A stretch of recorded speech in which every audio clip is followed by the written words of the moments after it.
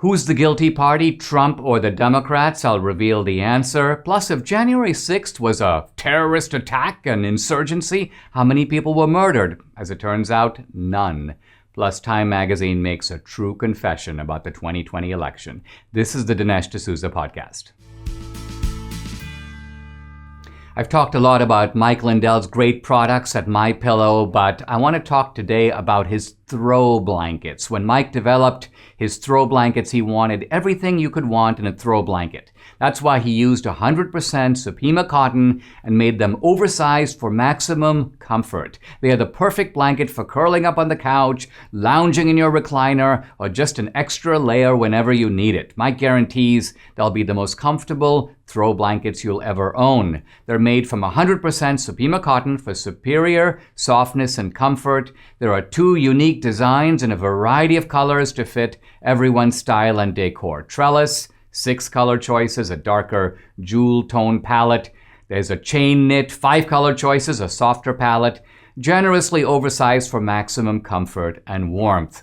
They're so pretty and soft, we had to have one ourselves, so we ordered the trellis in the mustard color. Take a look at it right here. For a limited time, originally priced at $59.99, with promo code Dinesh, you get 30% off. So call 800-876-0227 and use promo code Dinesh. Mike has a multitude of products. They're all steeply discounted. For a limited time, 30% off these beautiful throws. Remember to call 800-876-0227 or just go to mypillow.com. But as always, make sure to use promo code Dinesh.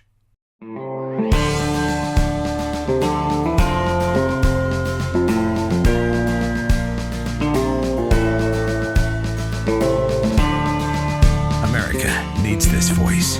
The times are crazy. In a time of confusion, division, and lies, we need a brave voice of reason, understanding, and truth. This is the Dinesh D'Souza podcast. We need an interpretive key to understand the whole impeachment charade, the impeachment circus. And the interpretive key is the concept of projection. Now, this is a sort of a psychological concept. Many people attribute it to Sigmund Freud, but it was actually developed by Anna Freud, his daughter. The concept of projection basically is like a projector which throws an image onto a wall. The basic idea is that people who do something, and often something really bad, project it onto someone else, accusing others of the crimes that they themselves are guilty of. And you see this in spades in impeachment, but more broadly with the Democrats and Trump. Let's look at some specific examples. The Democrats accuse Trump of inciting and fomenting violence. Did Trump do that? Cite the example. He didn't. They're not going to be able to cite any examples. But there are plenty of examples on their side. Of not only condoning violence, but calling for it, demanding it, protecting the violent ones, putting up bail money for them, saying that the violence will continue and sort of smiling and exulting in that fact. That's the Democrats for you. And they perpetrate this violence again and again. They've been perpetrating it on elected members of Congress. Steve Scalise, Rand Paul, who was beaten up by his left-wing neighbor, and then again accosted as he came out of the Trump inauguration.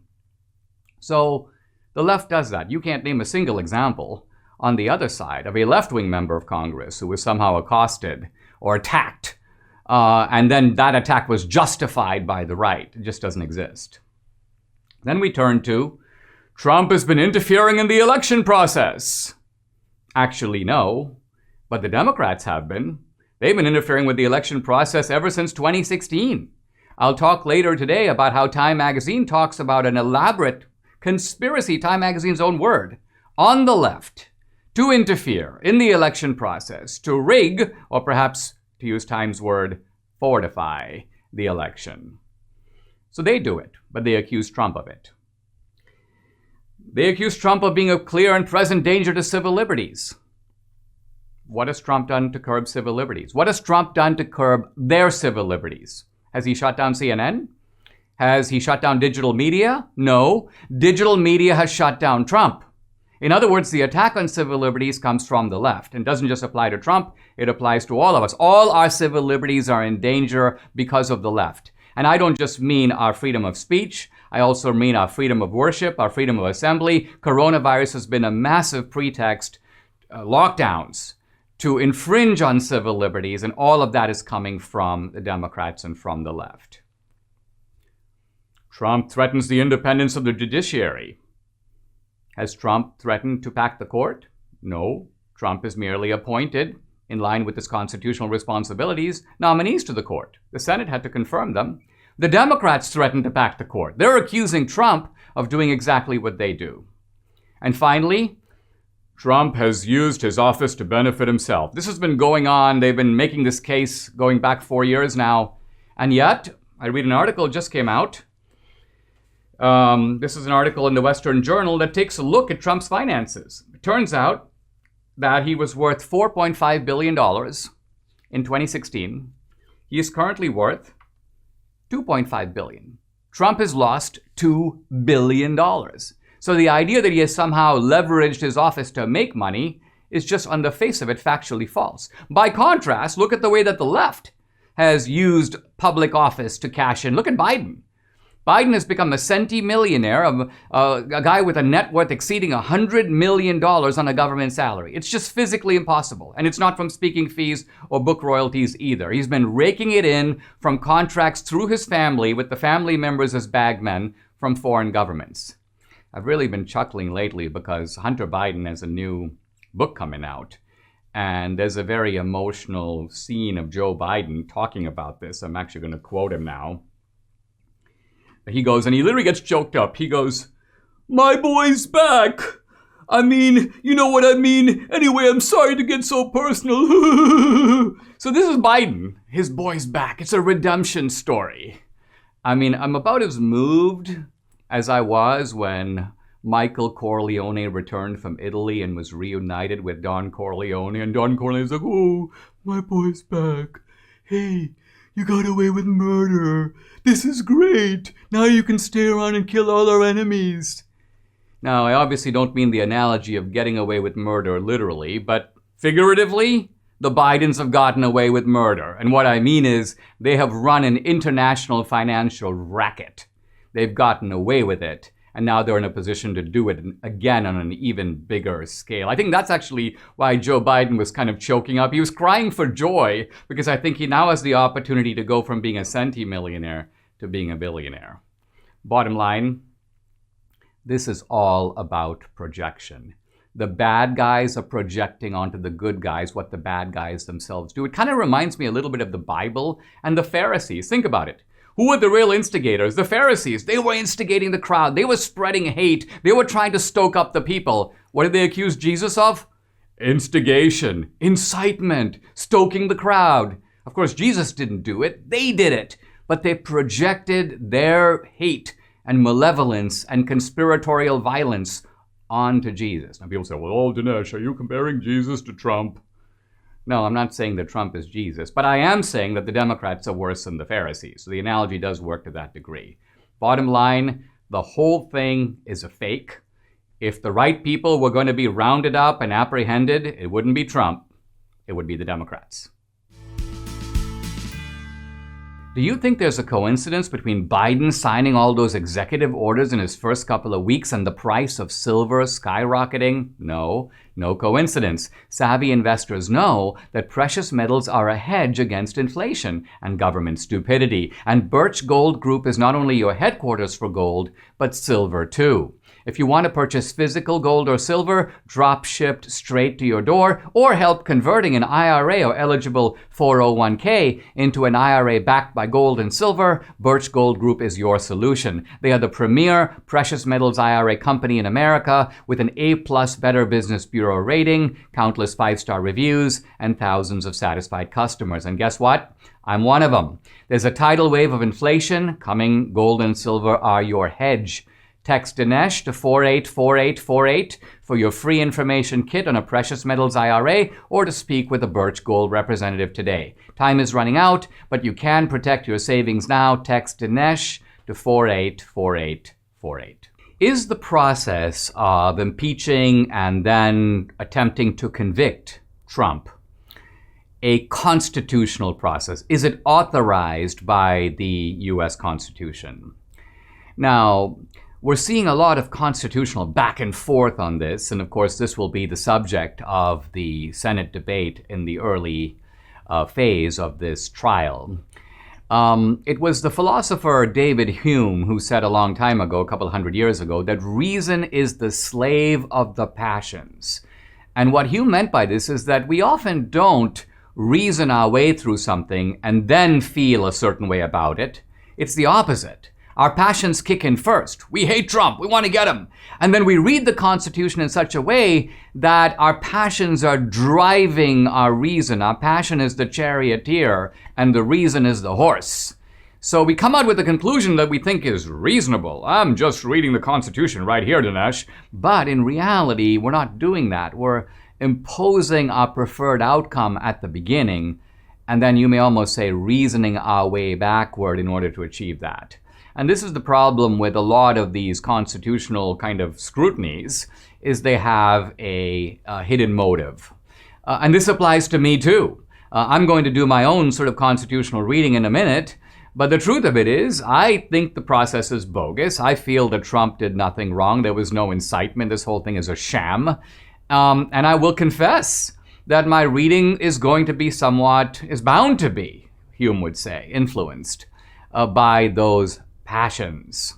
But nevertheless, let us try in the best way that I can to give 4 reasons why this is an unconstitutional arrangement. This is actually a kind of desecration of the Constitution. It's not authorized by the Constitution. Let's look at those reasons. First, the Constitution speaks, this is Article 2, Section 4, about an impeachment process and conviction process for the president. That's it, the president. And that phrase is used repeatedly in this section. I'm going to quote, "The president shall be removed from office on impeachment for and conviction of treason, bribery, or other high crimes and misdemeanors." So it applies to the president. It doesn't apply to the former president. It applies to the president in office, and the president in office happens to be Joe Biden. Donald Trump is not the president. He is at this point a private citizen. There seems to be no authorization here for convicting a former president. You would have to alter the constitutional text to make room for that. Number 2, impeachment exists for removal. Again, look at the constitutional text, which makes it really clear that impeachment is not a criminal trial.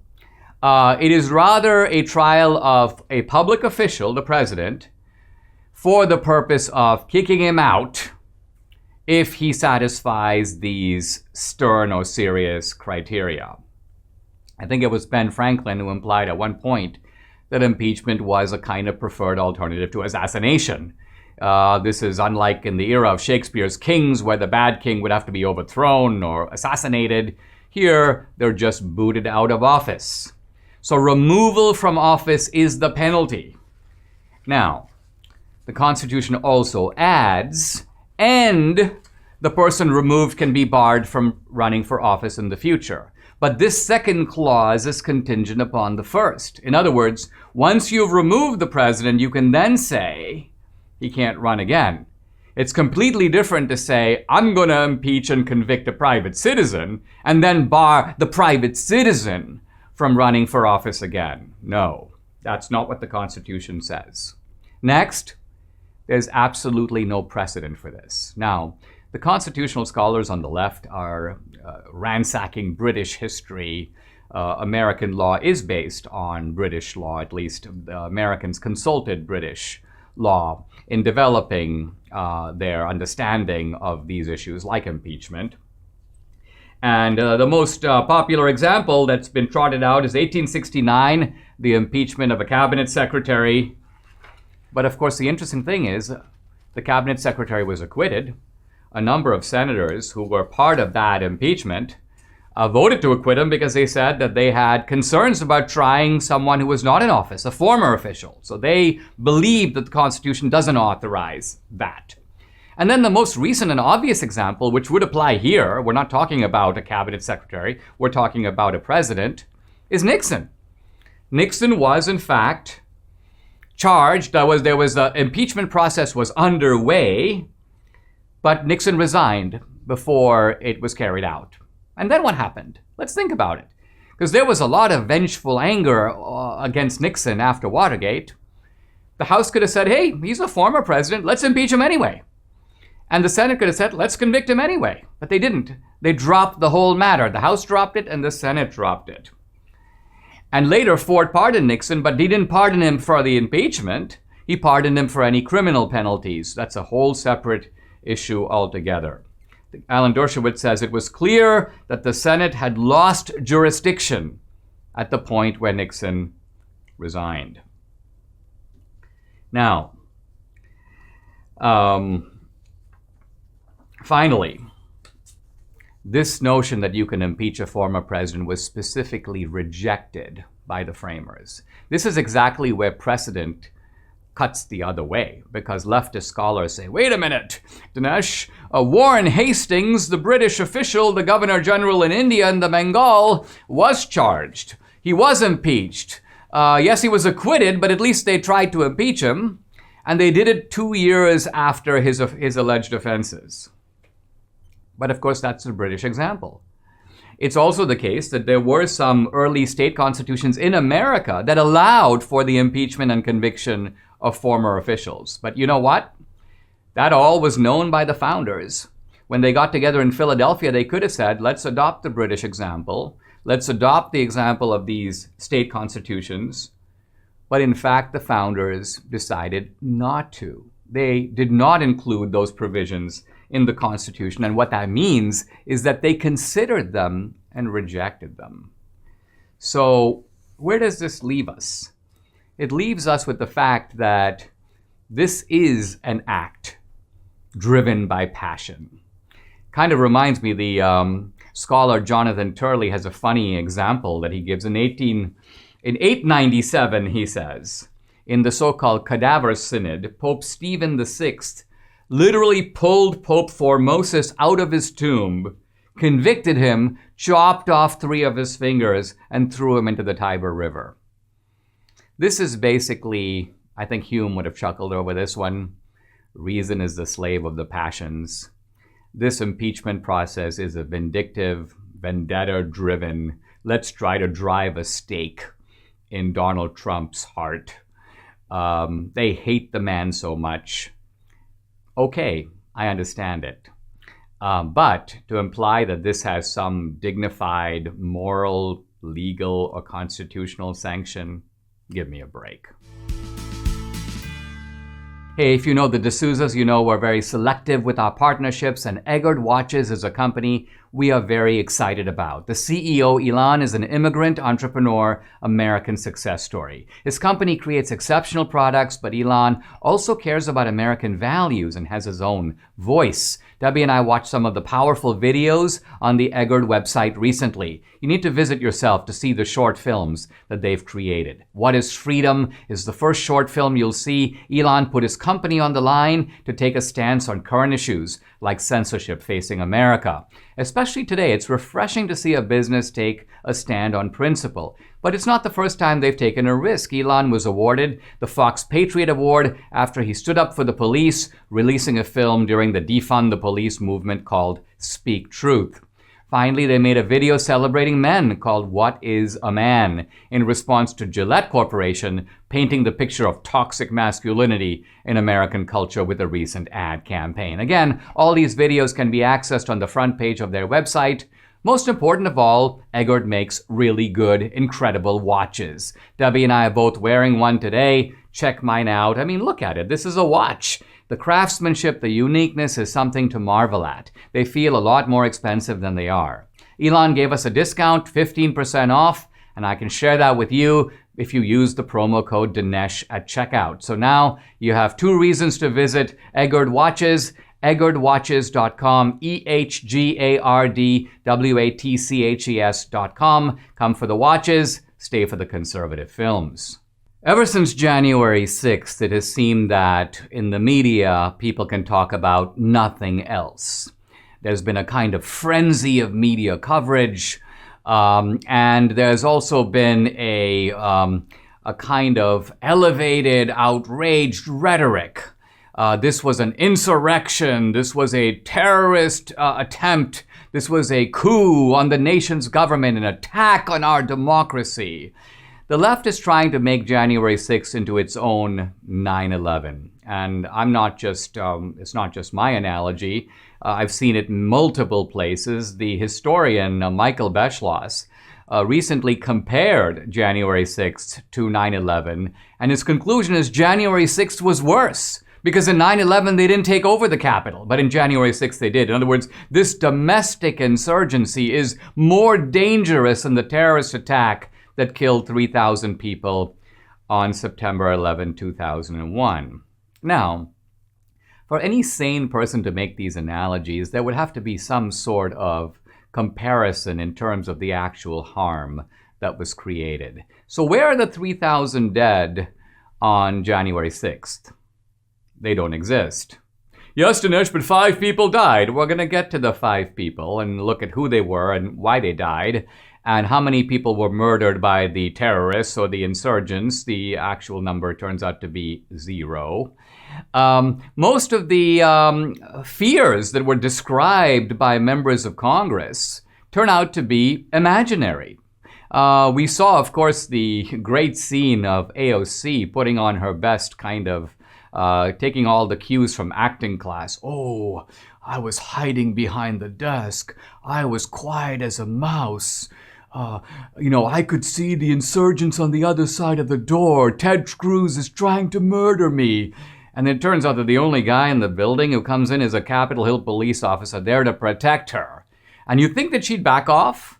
But she's such a chronic, habitual liar that she can't do it. She can't back off. She was recently asked, why did you accuse Ted Cruz of trying to kill you? She goes, well, I didn't say that. I didn't say that. Well, she did say it. It's there, right there in her own tweet in black and white. And she conjures up all these fantasies. Oh, my life was flashing before me. I was facing death. I can just kind of continue this reverie in my own way. Oh, I put in all that work studying the economist Milton Keynes, and all of that is going to be for nothing. And then all the reading I did in high school of the great author F. Scott Hemingway. And then I studied the great works of Booker T. Du Bois and my economic studies of Adam Marx. And then the time I had to think about the presidency of John F. Nixon. And then my admiration for Frederick Luther King. I mean, really? This is all in the land of the imagination. I expect AOC to go something like, and then all the time I spent reading the autobiography of Malcolm X. She means Malcolm X. We're dealing with a dunce. And we'd feel sorry for her if she had real fears. But she now knows that those fears were imaginary. You'd think she'd go, phew, what a relief. You know what, I was scared, but it turns out it was all for nothing. I wasn't in any real danger. But see, the whole point of January 6th is to create an artificial sense of danger. Now here's AOC's bosom buddy, Rashida Tlaib, describing her experience. Listen.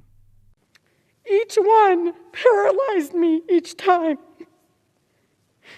So what happened on January 6th, all I could do was thank Allah that I wasn't here. I felt overwhelming relief, and I feel bad for Alexandria, so many of my colleagues that were here. But as I saw it, I thought to myself, thank God I am not there. Oh my gosh.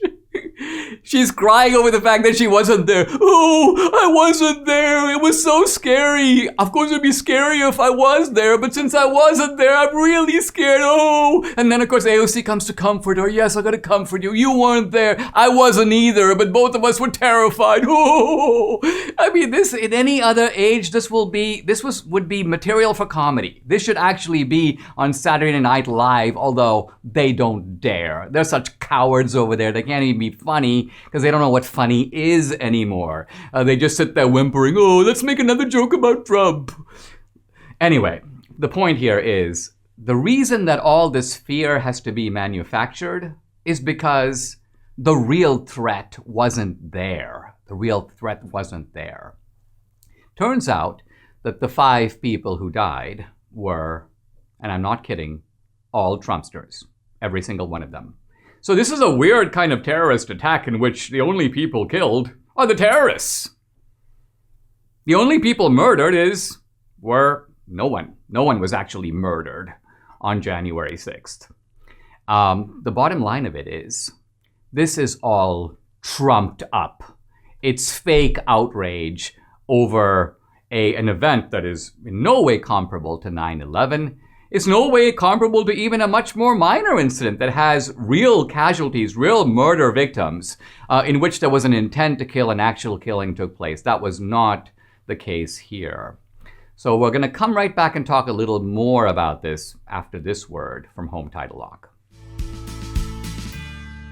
Cybercrime is up 75%, and by far the most serious cybercrime to worry about is home title theft. The job of the criminals is easier than you think. The title documents to our homes are now online. The thief finds your home's title and forges your signature on a quitclaim deed stating you sold your home to him. Then he takes out loans on your home and leaves you in debt. You won't know until late payment or eviction notices arrive. Insurance doesn't cover you, and neither do common identity theft programs. That's why I protect my home with Home Title Lock. The instant Home Title Lock detects someone tampering with my home's title, they help shut it down. Go to HometitleLock.com and register your address to see if you're already a victim. Then use code RADIO to receive 30 free days of protection. That's code RADIO at HometitleLock.com. HometitleLock.com. We're having this great Senate trial which centers on the events of January 6th. So it's worth zooming in on that day and asking the question, who died on January 6th at the Capitol and why? It turns out that 5 people died. Now, 3 of them were Trumpsters who apparently died due to various medical conditions. I don't know if they had adrenaline or palpitations or some pre-existing medical condition. In any event, 3 of the deaths are attributed to that. The 4th person who died was Ashley Babbitt. Ashley Babbitt, a veteran from California who believed the election was stolen.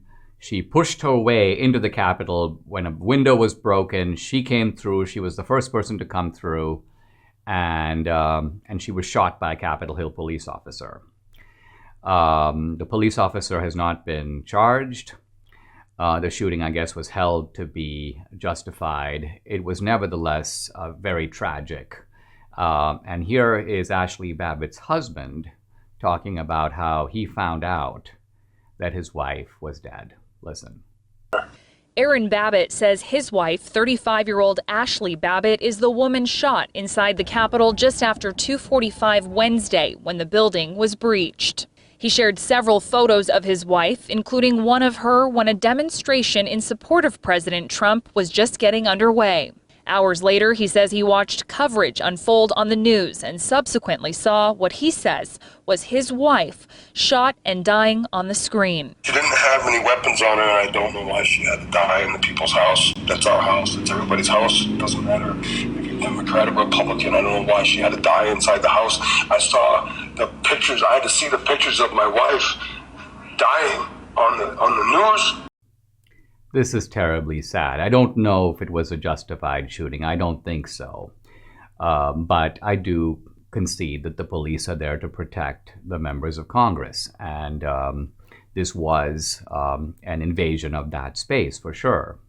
But it's interesting the media has shown almost no sympathy toward Ashley Babbitt. Now, all the sympathy is focused on one man, and that is Officer Sicknick. We recently saw a very moving state commemoration of his death, an honoring of Officer Sicknick, and I think that was appropriate.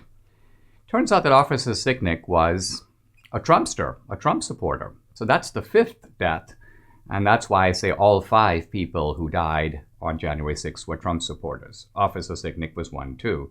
Now, from January 6th right up until now, there has been a torrent of media reporting that the Trumpsters, the MAGA people, murdered Officer Sicknick. Here's National Review. Sicknick was murdered.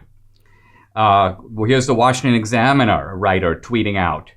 When he told followers to stand up, they listened and murdered a cop while storming the Capitol. Here's Poppy Harlow on CNN. We turn now to a tribute happening soon for fallen Capitol Hill officer Brian Sicknick, who died, who was killed. He was killed when one of the rioters hit him with a fire extinguisher. Anderson Cooper, a Capitol police officer, was beaten reportedly with a fire extinguisher. Ana Cabrera, Officer Brian Sicknick, died after being hit in the head with a fire extinguisher during the hours-long attack. As it turns out, all these statements are completely false. Turns out, and this is coming now from FBI reports and from Capitol Hill police reports, and I'm now reading, investigators are struggling to build a federal murder case regarding fallen U.S. Capitol Police Officer Brian Sicknick, quote, vexed by a lack of evidence that could prove someone caused his death.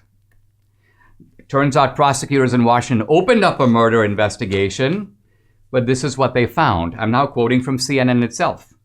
Medical examiners did not find signs that the officer sustained any blunt force trauma.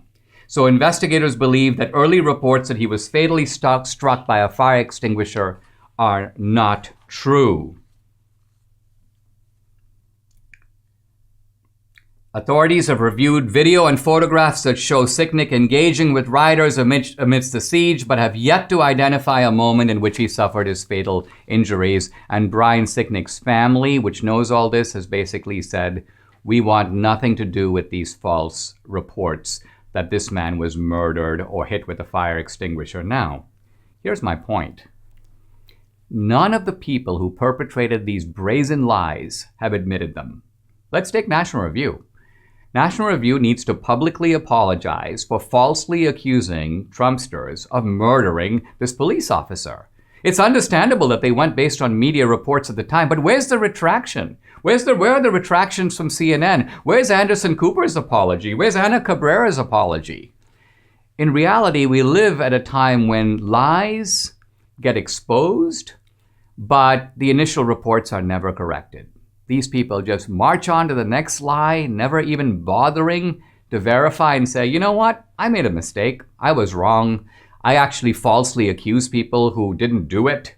So this kind of simple, you may call it, manly dignity, a willingness to say what you did, these people are too cowardly to do that. But I'm calling upon them, and it'd be very interesting to see how many of them actually do apologize. Bottom line, no one was murdered on January 6th. And it was a tragic event. Laws were broken. People do need to be held accountable. I deny none of that. But this effort to inflate the event into something other than it was, that's reprehensible. That's despicable. Mike Lindell of MyPillow is a brave man. This guy has been under so much attack. And it didn't just start now. It's been going on for a while. Listen.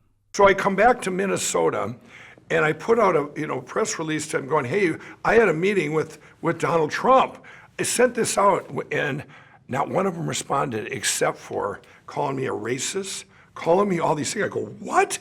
They didn't even know what we talked about or if I was going to back him, you get behind him. Well, once I got that, I go, wow. This is just pure evil. Now, what happened with the Better Business Bureau? So the Better Business Bureau in Minnesota, they lower my rating for MyPillow from an A+ to an F, and they do a national press release. I mean, the media just tried to destroy me. I mean, you can just see what a great guy, what a genuine guy Mike Lindell is. And apart from Trump, I've never seen a guy who has been under so much attack as Mike. founder and CEO of MyPillow. The left has been going after his business. Retailers have been canceling him. And now the latest, he's been banned across social media, not just on Twitter, but there are platforms that won't even allow him to buy ads searching his own name. And why? Because Mike made an explosive documentary film they don't want you to watch. What? Are we living in the Soviet Union? The Soviet Empire collapsed in 1992. Are we trying to bring it back to the United States? This is really not America as we know it. Well, you know what? Millions of people have seen Mike's movie. You can see it if you want at michaeljlindell.com. And I think it's important we all support Mike in any way we can. We should defeat this effort to destroy him and his business. Here you can see me and Debbie in our MyPillow robes. I can't think of a better gift for Valentine's Day. It beats the chocolate-covered strawberries every time. And Mike has over 100 items from sheets to pillows to blankets to towels, dog beds, and yes, robes. And they're all available at deep discounts if you use the promo code Dinesh. So call 800-876-0227, use promo code Dinesh, or just go to mypillow.com, but make sure to use the promo code Dinesh.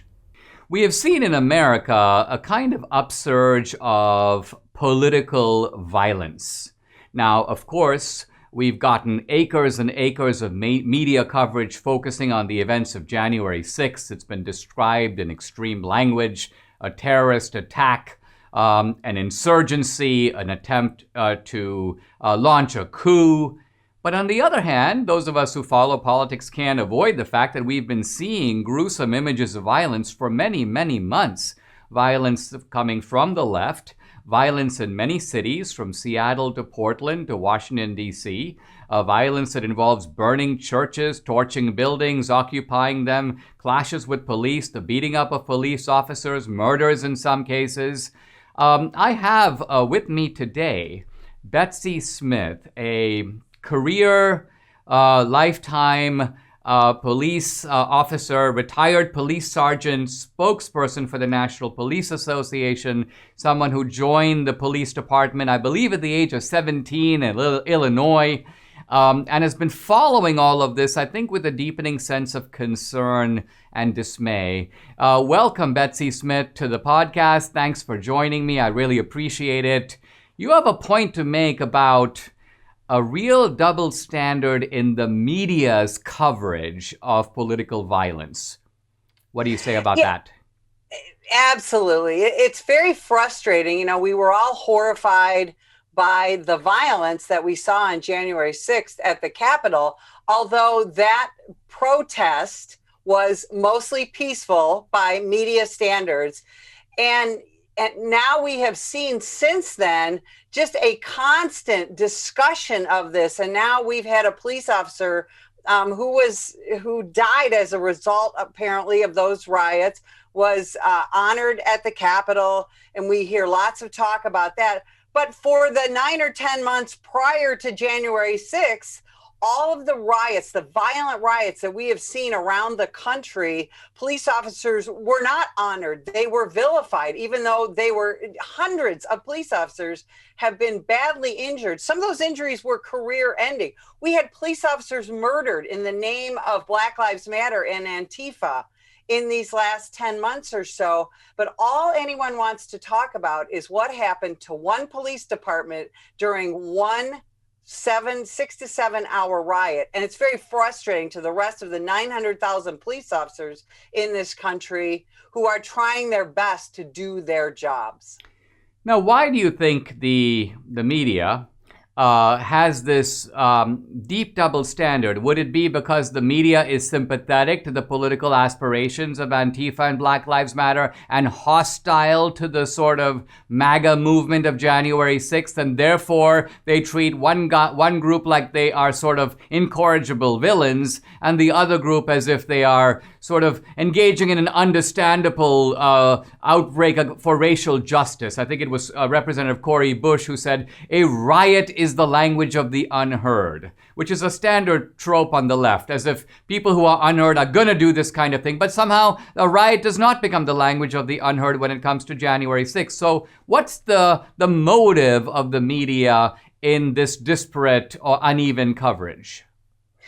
Well, and again, Representative Cori Bush just touted, she just talked about a violent riot occurred. Most people don't know this, in St. Louis this past weekend at the jail. And there was absolutely no demands, no reason. But Cori Bush said that was a terrific idea. The media, since Ferguson, since 2014, has touted Black Lives Matter and their partner BLM as this sort of social justice, anti-law enforcement thing that law enforcement's the enemy. And now all of a sudden in post-January 6th, no, one police department, is the department that is to be honored, the Capitol Police, but everyone else all week long, we're just supposed to say, oh, well, they're evil, but in the Capitol, they're not. And again, it's very frustrating. The night of Joe Biden's inauguration, we had violent riots in Seattle and in Portland. Nobody talked about that. And so America has to decide. Our politicians on both sides have to decide, what really is Antifa? Is it a violent terror group like we believe it is? Or is it this loosely affiliated sort of social justice group, and only MAGA affiliated people are evil when they are frustrated with government? We need to decide. Let me ask you a question that I haven't really seen raised. Is it possible that some of these MAGA activists who were in Washington, D.C. had been watching the media rationalize and excuse and even praise the other riots, where people walked into buildings, they occupy offices, they challenge the people, and nothing happens to them. And these guys go, well, you know what? If we can do the same thing in the Capitol, we can go confront our representatives and demand that they recount the vote or whatever, but nothing's going to happen to us because why? So in a sense, could it be that there was partly a deep political naivete that caused these people to think that they would be treated the same way as the people on the left, only to discover that no, the FBI is going to come down on them with a ton of bricks and basically say, you guys are enemies of the Republic, even though they haven't been taking that same approach to the domestic terrorists on the other side? Well, yes, and we absolutely now know that this is unprecedented, the media response to January 6th. We have seen every protester that has been arrested, identified, they've been outed in USA Today, they can't fly on airplanes. None of that has happened in the violent riots when we saw Antifa burn down the 3rd precinct in Minneapolis, when we saw all the riots in New York and Seattle and Portland and Austin and Chicago. None of those people have been outed. And we know because the chief of the Capitol Police, the former chief, testified that they knew that there were both right-leaning and yes, there were Antifa who were planning to participate in that Capitol protest. So we know Antifa was involved. And yes, I believe that Antifa and affiliated groups have been given such a pass by the media and frankly by law enforcement that they thought, well, nothing will happen to us. We're free and clear and we'll be able to move along and continue to participate in violent riots. Let me ask you to comment on a statement that I saw from FBI Director Christopher Wray. Listen. When it came to extremism, then Attorney General Bill Barr, the country's top law enforcement official, and his boss, the president, hardly ever addressed the threat from the far right.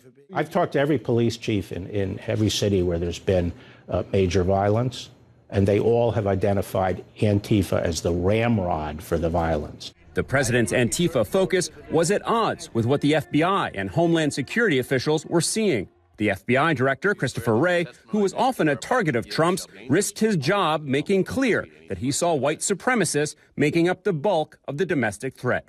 Within the domestic terrorism bucket, category as a whole, racially motivated violent extremism is, I think, the biggest bucket within that larger group. And within the racially motivated violent extremist bucket, people ascribing to some kind of white supremacist type ideology is certainly the biggest chunk of that.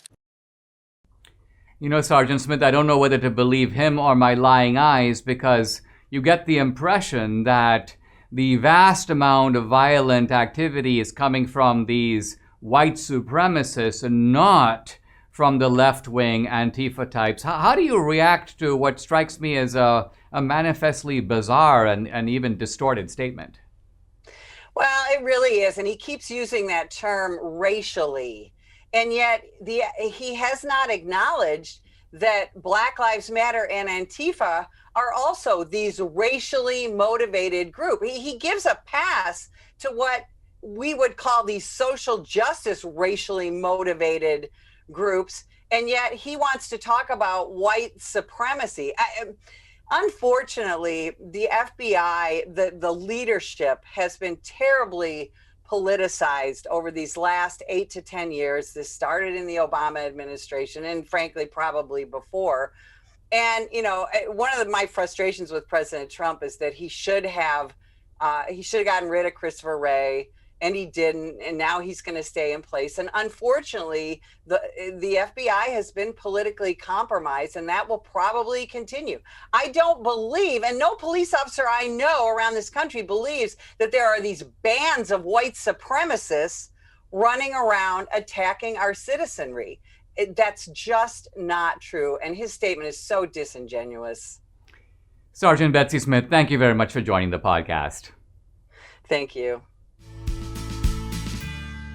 Today we're in a battle for truth. This is a time for strengthening our faith and worldview. I'd like to recommend an insightful book to you called Reflections on the Existence of God by bestselling author Richard Simmons III. He writes on topics like life, death, sex, truth. Reflections on the Existence of God is a collection of short essays that tackles the biggest question of all. Does God exist? The book is well-researched, easy to read, and now a bestseller on Amazon. Former White House aide Wallace Henley says, "I've taught apologetics for many years. Of all the books on apologetics, Simmons is the best I have ever read." If you want to challenge yourself to spiritual and intellectual growth, I encourage you to get your copy of Reflections on the Existence of God by Richard Simmons III. Visit reflectionsdinesh.com to learn more about the book, get exclusive access to the first chapter for free. Go to reflectionsdinesh.com now. That's reflectionsdinesh.com.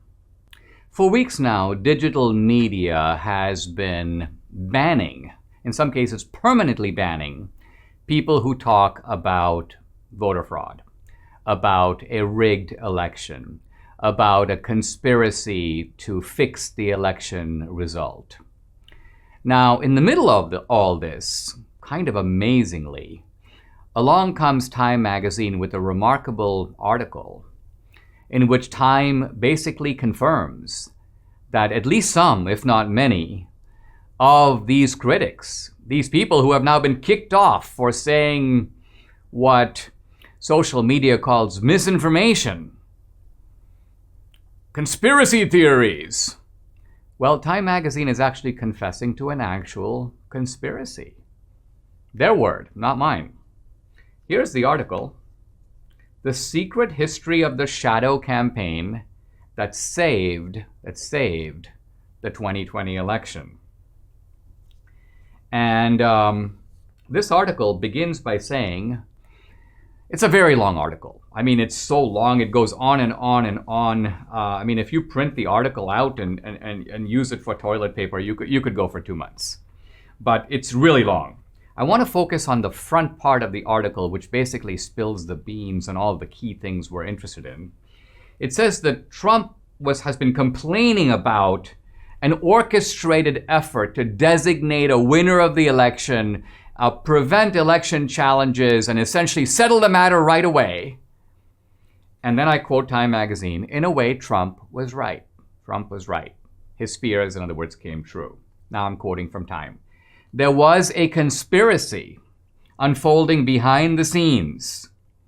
Time goes on to talk about an informal alliance between left-wing activists and business titans. Turns out a lot of billionaires were in on it, and they speak specifically about the Chamber of Commerce. Time says that the forces of labor came together with the forces of capital to oppose Trump and defeat Trump. I quote them again. Their work touched every aspect of the election. They got states to change voting systems and laws and helped secure hundreds of millions in public and private funding. They fended off voter suppression lawsuits. They don't mean voter suppression lawsuits. They just mean lawsuits trying to authenticate the count, compare signatures, things like that. Recruited armies of poll workers and got millions of people to vote by mail for the first time. They successfully pressured social media companies to take a harder line against disinformation. Now you have to decode this. A harder line against disinformation means suppress the Hunter Biden story. Suppress the story of the Biden family making tens of millions of dollars in the Ukraine, in China, in South America, all selling Joe Biden's public office. Disinformation. Let's suppress it. Then they say after Election Day, they monitored every pressure point to ensure that Trump couldn't overturn the result. Now, Trump, of course, wasn't trying to overturn the result. He was trying to show that the result was different. But nevertheless, this group, this conspiracy, in Time Magazine's own words, is there to prevent Trump from succeeding at that. This is the inside story of the conspiracy to save the 2020 election. Now, let's back up here for a minute. Not only is this kind of confirming the worst fears of people who think that something terrible took place, an organized movement to preordain, you may say, a winner. So is Time Magazine confessing to fixing the election? In other words, subverting democracy itself? Well, they use an interesting phrase. They say, we're not fixing the election, we're not rigging the election. What these people did was, quote, fortify it. I'm going to read the whole passage. That's why the participants want the secret history of the 2020 election told. Even though it sounds like a paranoid fever dream, a well-funded cabal of powerful people ranging across industries and ideologies, working together behind the scenes to influence perceptions, change rules and laws, steer media coverage, and control the flow of information. And now I quote, they were not rigging the election, they were fortifying it. What the heck? What does this mean? How do you fortify an election? By changing laws, by changing the way in which people vote, by preventing challenges. You're talking about an organized movement driven from the left, but apparently with some business people in cahoots, and the tech moguls in cahoots with all this, to prevent free and open debate, to prevent challenges that are merely asking that votes be verified. And all of this is treated like you can almost ferret out the underlying assumption. Trump is a threat to democracy. And even though Trump is participating in democracy by running for office, in the name of democracy, we've got to stop Trump by any way we can. And so if we have to organize a conspiracy to, quote, fortify the election and make sure that Trump doesn't win, that's justified because, you know, it's Trump. So I think what you see here, these are people, by the way, who are not confessing. They're bragging. They're gloating. They're rubbing it in our face. They're saying, look what we did. Look what geniuses we are. We pulled it off. And now if we even talk about it, we'll shut you up. Well, we do get the message. And we're going to keep that in mind the next time an election comes around. If you're thinking of replacing your carpets due to pet stains and odors, you must try Genesis 950. The reviews are amazing. This is one product that actually works. With water, it breaks down the bonds of stains and odors so they are gone for good. Its antibacterial component removes pet odors from carpet and padding. It can be used in a carpet cleaning machine, and it's green so it's safe for your family and pets. Genesis 950 is made in America. If you're tired of pet cleaners that don't work, it's time to buy Genesis 950. 1 gallon of industrial strength Genesis 950 makes up to 7 gallons of cleaner. But Genesis 950 is also great for bathrooms, floors, upholstery, and grease stains. Debbie uses it to clean the entire kitchen. Her phrase, best cleaner ever. Consider Genesis 950 before purchasing new carpets. Genesis 950 has great customer service. Order 1 gallon direct at genesis950.com to receive a free spray bottle, free shipping, and a $10 coupon code using the code Dinesh. That's genesis950.com. The coupon is available only for a 1 gallon purchase. Genesis 9:50, it's much cheaper than replacing your carpets. I often speak on this podcast and in my speeches about the way in which the left dominates popular culture. And we might think about, what do we do about this? How do we fight back? How do we create culture of our own? Now, interestingly, the sociologist James Davidson Hunter at the University of Virginia has some thoughts about this. He wrote several years ago a very interesting book called To Change the World. Now, the book was not addressed to conservatives. It was actually addressed to Christians. And Hunter began by making some startling points. He said that Christians, although a substantial portion of American society, 25% if you count only evangelical Christians, a much larger percentage if you count others as well, he goes, wow, evangelical Christians are 25%, but they have less cultural influence in America than, for example, Jews, who are 3%, or even gays, who are 3%, thereabouts. And Hunter's point is, how is it that these small groups, like Jews, like gays, are able to have such a disproportionate influence on culture? Hunter says that Christians often assume, wrongly, that culture is shaped, quote, from the bottom up. That by organizing Christian meetings and potlucks or even revivals, and some Christians talk about a third great awakening, that'll somehow automatically transforms culture. And Hunter basically says, no. When you look at the way culture is transformed, it's transformed not from the bottom up, but from the top down. Culture is transformed by elites. And by elites here, he means people who, quote, form culture. Culture makers, you may almost call them. And this would be people like writers, poets, musicians, architects. These are members of sometimes professional elites. And initially, says Hunter, their work is aimed at other elites. They don't try to convince the general public. They try to convince the architectural community, or they try to convince the community of musicians or the community of writers. Eventually that spills out into the media. It's picked up then by the movie industry in Hollywood, and scripts get made. So what happens is the ordinary American doesn't create this stuff. They are fed it. They are fed this stuff from the top down, and then ultimately they receive it, and their lives are transformed by it. They begin to act differently, talk differently, even feel differently in response to elite culture that has been, you may almost say, pumped down into their minds and into their hearts. Now, without fully trying to comment or analyze or resolve what Hunter is saying, I do think that we need a lot of culture making on our side. I've been trying in my own way to do this in the movie business, not just documentaries, but feature films. My latest documentary, Trump Card, which you can watch at home, or Infidel, a feature film now available for streaming and on demand. And I recently spotted on social media the comedian Ryan Long, a really funny guy. And here he is disguised or dressed up as a priest, creating a new religion, what he calls the Church of Woke. Listen.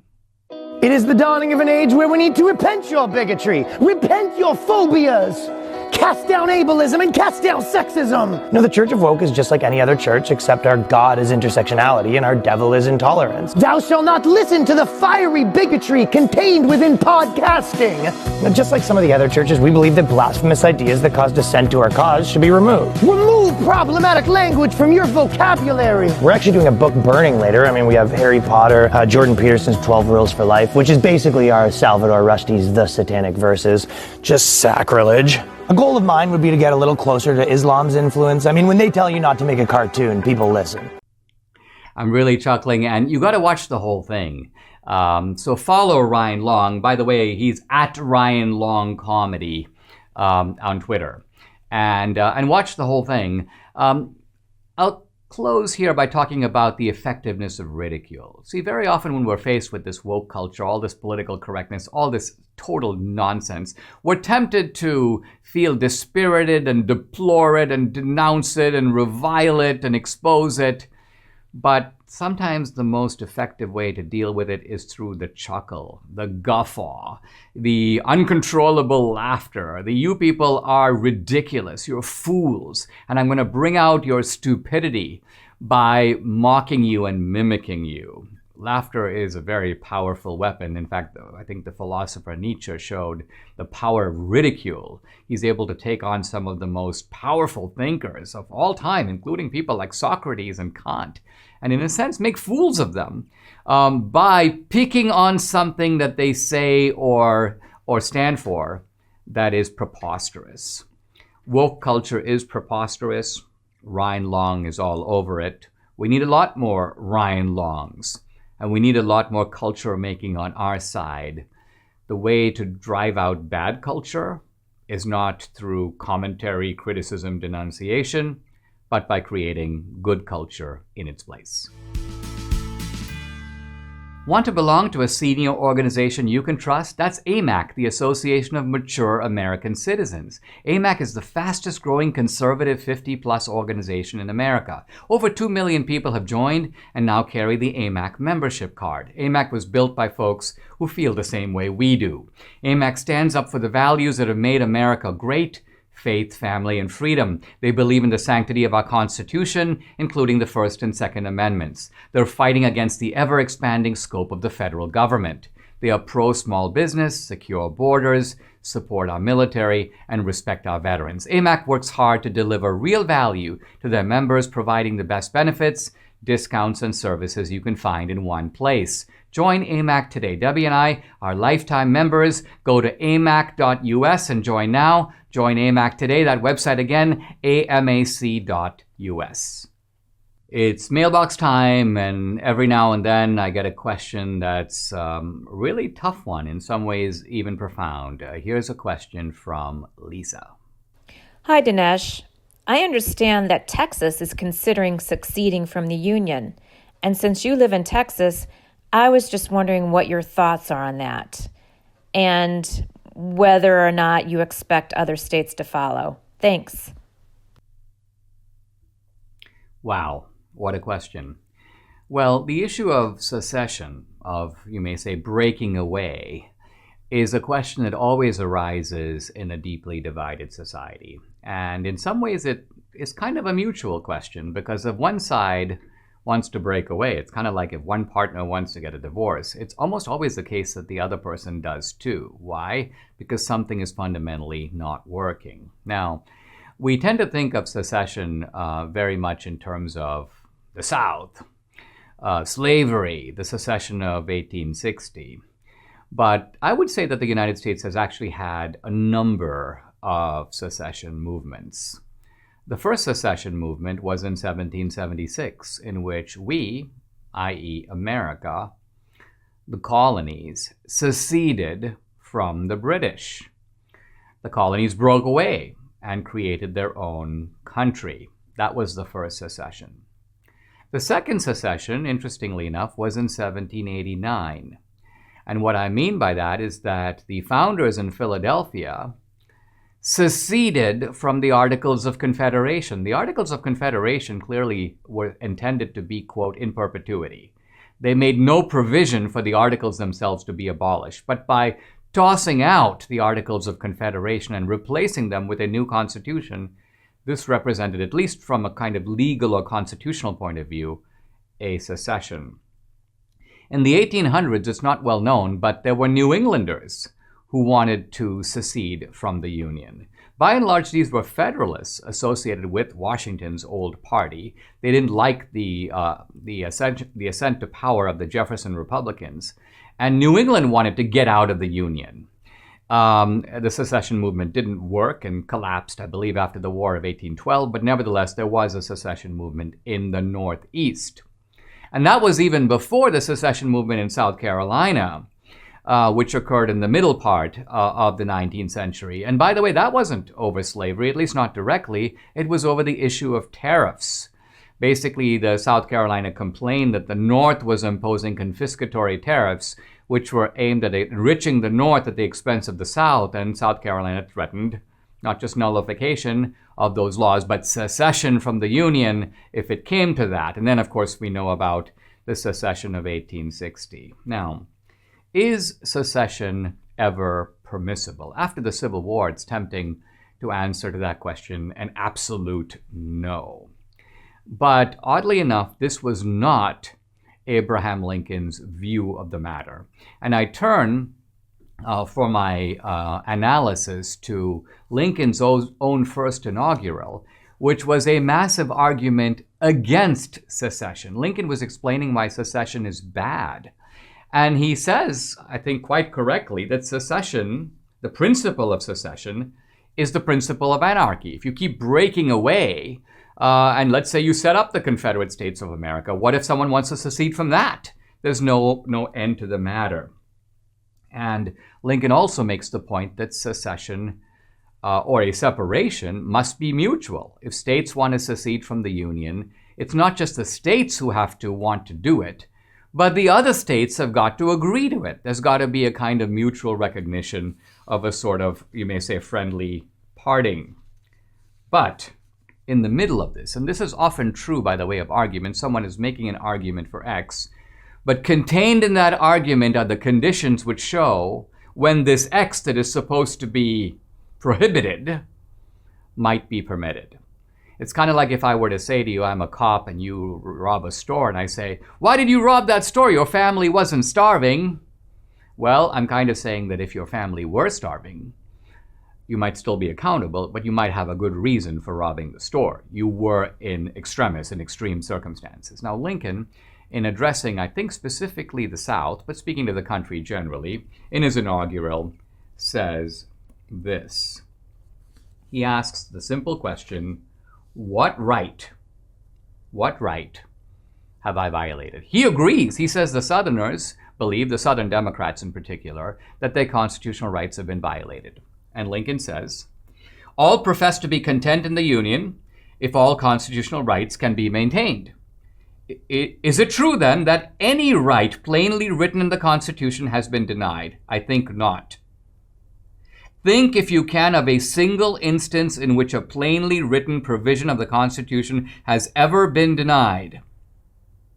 If by the mere force of numbers a majority should deprive a minority of any clearly written constitutional right, it might, in a moral point of view, justify revolution. Certainly would if such right were a vital one.